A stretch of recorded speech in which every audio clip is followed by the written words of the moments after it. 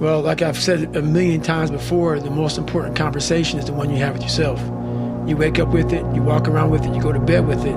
Eventually, you act on it. Sometimes you act on it good, sometimes bad. You got to change the internal dialogue. That person in your head that's talking that shit to you, until you change the internal dialogue in your head, until you callous over the victim's mentality that the world is out to get you because of you are the only, you gotta change that shit, man. Yeah, but you don't understand my life, David. Yeah, I do.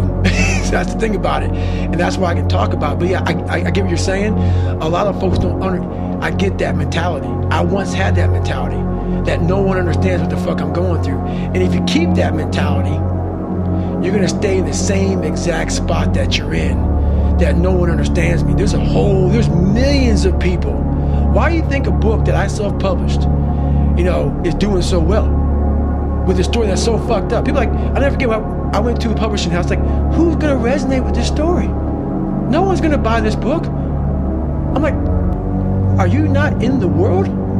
Are you not in society? You're never alone. Everybody's going through shit. So when people get this mentality of like, you don't understand me, you can throw a fucking rock to someone that can understand you if they're willing to break themselves down and stop hiding. A lot of people understand you, but you gotta stop hiding. And that's why I tell people, a lot of people are going through shit, they just hide better than you did. That's all they did. They're just hiding better.